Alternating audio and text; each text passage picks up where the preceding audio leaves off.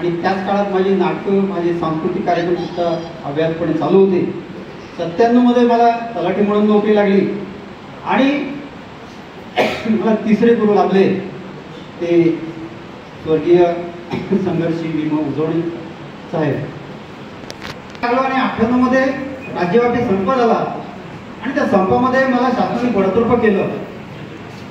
माझ्या पाठीवर ज्यांनी थाप दिली, ज्यांनी धीर दिला ते पहिले आदर्श व्यक्तिमत्व होतं उजवणे साहेबांचं. आज त्यांचंही या ठिकाणी पुण्यस्मरण करतो. त्यांच्याकडून मी बरंच काही शिकलो. संघटना कशी चालवली पाहिजे याचं बाळकडू खरं म्हणजे त्यांच्याकडनं मला मिळालं. आणि त्यांचेच ऋण आहेत, त्यांचेच उपकार आहेत, त्यांचाच आदर्श आहे जो आजपर्यंत त्यांचा जो वसा आहे, वारसा आहे तो पुढे चालवण्याचं ते आत्मबळ आजही माझ्यामध्ये आहे.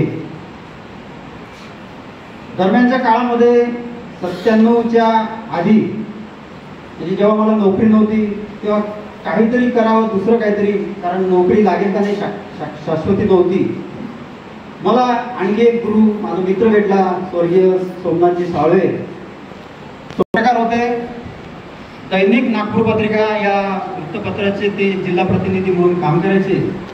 आणि आम्ही जे कार्यक्रम करायचो त्याच्या बातम्या त्या देण्यासाठी आम्ही अनेक पत्रकारांना त्यावेळेस विनंती करायचो की आमची एक अशी बातमी तुम्ही छापा, लिहा, प्रसारित करा.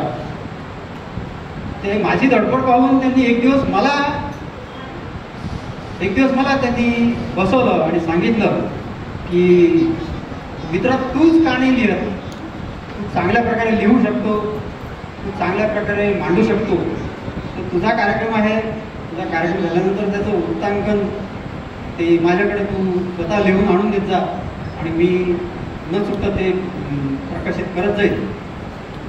पण मला ते वृत्तांकन म्हणजे पत्रकारितेचं मला काही बाळकडून नव्हतं, तर त्याच्यात ते बारकावे त्यांनी मला शिकवले.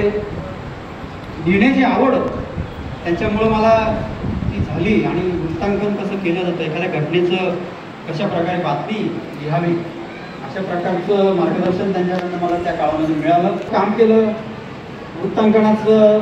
मला त्यांनी सांस्कृतिक विभागातील बातम्या लिहिण्यासाठी त्यांनी माझ्यावरती जबाबदारी सोपवलेली होती. ती मी माझ्या परीने पार पाडली. लिहिण्याचा मला जो छंद होताच.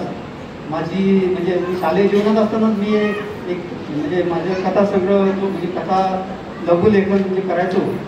तर एक अग्नी फुले नावाची एक माझी कथा होती, तर त्याची स्क्रिप्ट मी आकाशवाणी जळगाव केंद्राला पाठवली.